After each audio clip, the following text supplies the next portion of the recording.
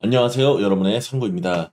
위믹스 사태는 여러분들이 이미 다 알고 들어오셨을 테고요. 위믹스 사태로 인해서 위메이드조차 폭락을 한 상황입니다.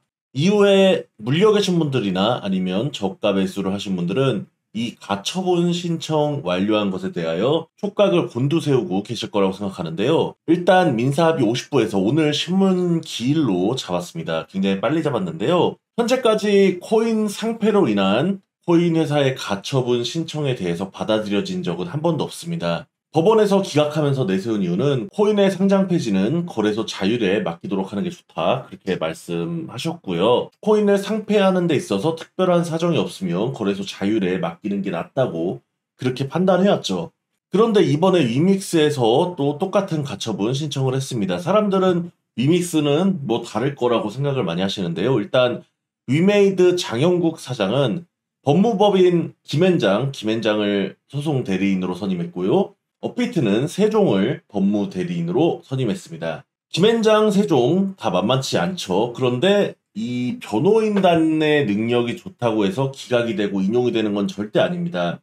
변호인단의 능력도 중요하겠지만 상장 폐지 결정이 부당한 것이냐, 이거를 판단하는 데 있어서 법원에서 어떻게 보느냐가 더 중요한 건데요. 저는 솔직히 가처분 인용이 되지 않을 거라고 생각합니다. 왜냐하면은 일단 법원이 거래소의 자율적인 코인 상장 폐지에 대하여 개입하는 것도 법원이 일단 부담스럽게 생각할 것 같고요. 그리고 이 위믹스 상패는 굉장히 오랫동안 정상적으로 닥사에서 논의를 해서 결정을 한 것입니다.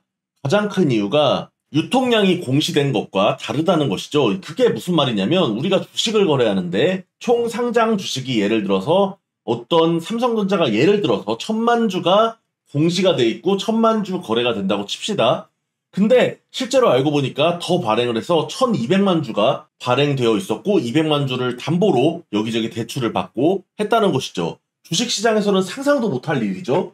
그렇다면 코인 시장에서는 그게 과연 상상도 못할 일이 아니라 인정이 될 수 있는 일일까요? 저는 불법이라고 생각합니다. 감옥에 가야 할 일이라고 생각합니다.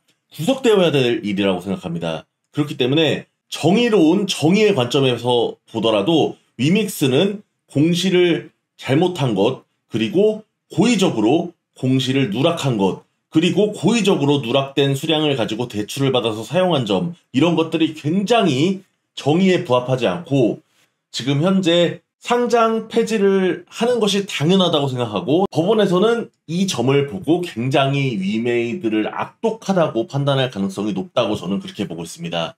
보통 법원에서 판결이 빨리 나오면 기각이고요. 길게 나오면 인용의 가능성이 더 높다고 합니다.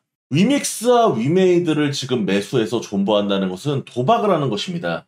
여러분들이 혹시라도 위믹스, 위메이드 요번에 무슨 정말 기적적으로 인용이 되고 어떻게 상장 폐지 빔을 싸서 이득을 보더라도 그런 식으로 장기적으로 투자하면 분명히 망할 것입니다. 파산할 것입니다. 위믹스와 위메이드는 지금 투자를 절대 하면 안 되는 것입니다. 공시를 제대로 하지 않은 코인은, 공시를 제대로 하지 않은 주식은 범죄입니다. 범죄라는 것이죠. 여러분들이 범죄 주식, 범죄 코인에 투자하는 것은 도박 그 이상 이하도 아닐 것입니다.